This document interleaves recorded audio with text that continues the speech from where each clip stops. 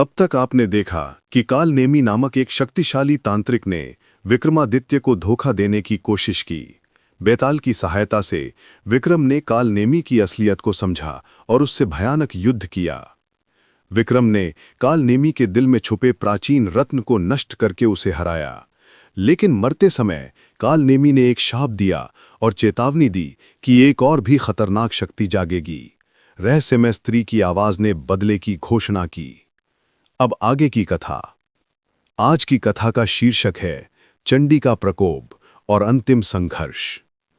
कालनेमी की मृत्यु के 3 दिन बाद उज्जैन में अजीब घटनाएं होने लगीं। रात के समय लोगों को डरावनी आवाजें सुनाई देती थीं।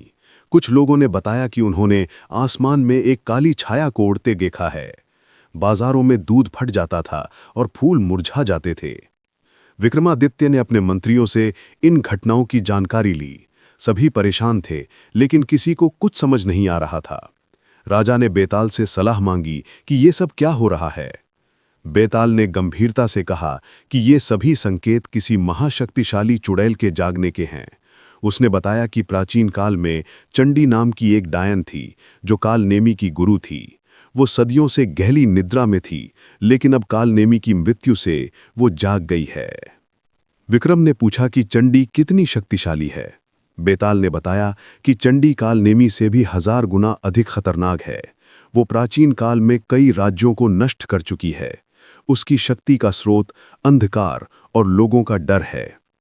बेताल ने यह भी बताया कि चंडी अकेली नहीं आएगी, उसके साथ मृत योद्धाओं की सेना होगी जिन्हें वो अपनी शक्ति से जिलाती है। ये सभी योद्धा अजेय होते हैं क्योंकि वे पहले से ही मृत हैं। चौथी रात को उज्जैन के आसमान में अचानक काले बादल घिराए, चांद छुप गया और चारों ओर घना अंधकार छा गया। तभी आसमान से एक भयानक हंसी की आवाज आई जो पूरे शहर में गूंजी। अचानक महल के सामने एक विशाल काली आकृति प्रकट हुई। ये चंडी थी। उसके बाल हवा में लहरा रहे थे, आंखें अंगारों की तरह जल रही थीं और शरीर से काला धुआं निकल रहा था। उसके साथ सैकड़ों मृत योद्धा थे जिनकी आंखों में नीली रोशनी थी। चंडी ने गर्जना की कि उसने अपने शिष्य कालनेमी की मृत्यु का बदला लेने के लिए निद्रा त्यागी है। उसने कहा कि वो विक्रमादित्य को जीवित नहीं छोड़ेगी और पूरे उज्जैन को नष्ट कर देगी। विक्रमादित्य ने निडरता से चंडी का सामना किया। उन्होंने कहा कि वे अपनी प्रजा की रक्षा के लिए किसी भी शक्ति से लड़ने को तैयार हैं। बेताल भी विक्रम के साथ खड़ा हो गया। चंडी ने अपनी सेना को आदेश दिया कि वे महल पर आक्रमण करें। मृत योद्धाओं ने महल के द्वारों को तोड़ना शुरू किया। विक्रम की सेना ने मुकाबला किया, लेकिन साधारण हथियार मृत योद्धाओं पर कोई प्रभाव नहीं डाल रहे थे। बेताल ने विक्रम से कहा कि मृत योद्धाओं को केवल दिव्य शक्ति से ही हराया जा सकता है। उसने बताया कि विक्रम के पास एक दिव्य मंत्र है जो उनके पूर्वजों से मिला है। यदि वे उस मंत्र का जाप करें तो उनकी तलवार में दिव्य शक्ति आ जाएगी। विक्रम ने उस प्राचीन मंत्र का स्मरण किया जो उनके दादाजी ने सिखाया था। उन्होंने मंत्र जाप करना शुरू किया। तुरंत उनकी तलवार में सुनहरी रोशनी आने लगी। दिव्य तलवार लेकर विक्रम ने मृत योद्धाओं से युद्ध किया। अब उनकी तलवार का हर वार प्रभावी था। एक एक करके मृत योद्धा नष्ट होने लगे, लेकिन चंडी की सेना बहुत बड़ी थी। उन्होंने अपने नियंत्रण से परे होकर विक्रम, बेताल और उनकी सेना के साथ मृत योद्धाओं को मंत्र युद्ध में चंडी ने देखा कि उसके योद्धा हारने लगे हैं। उसने गुस्से में आकर खुद विक्रम पर हमला किया। उसकी शक्ति इतनी तेज थी कि महल की दीवारें हिलने लगीं। उसके हाथों से निकलने वाली काली किरणें विक्रम को जलाने की कोशिश कर रही थी। बेताल ने अपनी पूरी शक्ति लगाकर विक्रम की रक्षा की, लेकिन चंडी बहुत शक्तिशाली थी। युद्ध में विक्रम को कई घाव आए और वे कमजोर होने लगे। तभी बेताल ने विक्रम को एक महत्वपूर्ण रहस्य बताया।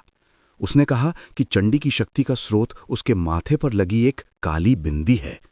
यदि उस बिंदी को मिटा दिया जाए तो चंडी की सारी शक्ति नष्ट हो जाएगी। लेकिन समस्या ये थी कि चंडी के माथे तक पहुंचना असंभव लग रहा था। वो हवा में उड़ती रहती थी और उसके चारों ओर काला बवंडर था। विक्रम ने एक योजना बनाई। उन्होंने बेताल से कहा कि वो चंडी का ध्यान भटकाए जबकि वे उसके नजदीक पहुंचने की कोशिश करेंगे। बेताल ने अपनी शक्ति से कई भ्रम पैदा किए, जिससे चंडी परेशान हो गई। इस अवसर का फायदा उठाकर विक्रम ने एक बड़ी छलांग लगाई और चंडी के पास पहुंच गए। चंडी ने देखा तो वो बहुत गुस्सा हुई।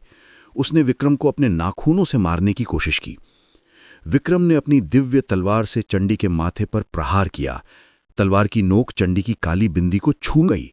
तुरंत एक तेज चमक हुई और चंडी चिल्लाकर जमीन पर गिर पड़ी। चंडी की शक्ति नष्ट होते ही उसकी सारी सेना गायब हो गई। महल में शांति लौट आई। चंडी अब एक साधारण बूढ़ी औरत की तरह दिखने लगी। मरते समय चंडी ने कहा कि उसे अपने कर्मों का पछतावा है।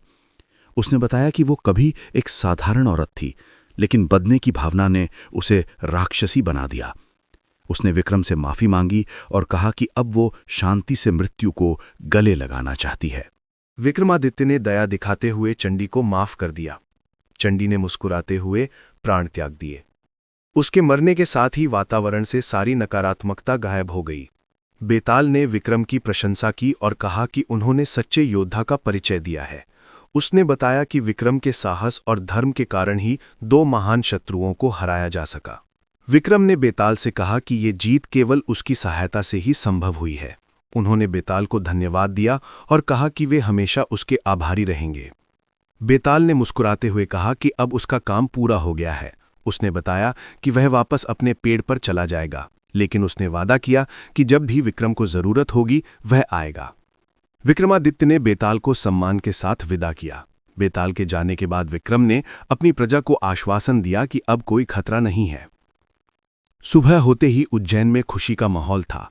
लोग विक्रम की जय जयकार कर रहे थे। राज्य में शांति और समृद्धि लौट आई। विक्रम ने इस घटना से सीखा कि सच्चाई और धर्म की शक्ति किसी भी बुराई से बड़ी होती है। कुछ दिन बाद विक्रमादित्य अपने दरबार में बैठे हुए राज्य के कामकाज देख रहे थे। तभी एक यात्री आया और उसने एक नई कहानी सुनाने की इच्छा जताई। विक्रम ने मुस्कुराते हुए कहा कि वे नई कहानियां सुनना पसंद करते हैं। यात्री ने कहा कि उसके पास एक राजकुमारी की कहानी है जो अपने पिता के अभिमान के कारण मुसीबत में फंस गई। विक्रम ने दिलचस्पी दिखाई और यात्री से कहा कि वह अपनी कहानी सुनाए। इस प्रकार कालनेमी और चंडी के खतरे से निपटने के बाद विक्रमादित्य का जीवन फिर से सामान्य हो गया। लेकिन उनकी कहानियों का सिलसिला यहीं समाप्त नहीं हुआ। नई चुनौतियां और नई कहानियां उनका इंतजार कर रही थीं।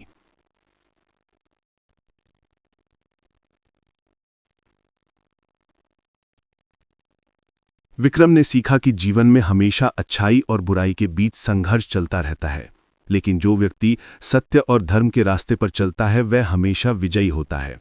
बेताल की सहायता ने उन्हें यह भी सिखाया कि कभी-कभी सहायता उन जगहों से आती है जहां से उम्मीद नहीं होती। अगली कथा है राजकुमारी का अभिमान और किसान के बेटे का प्रेम।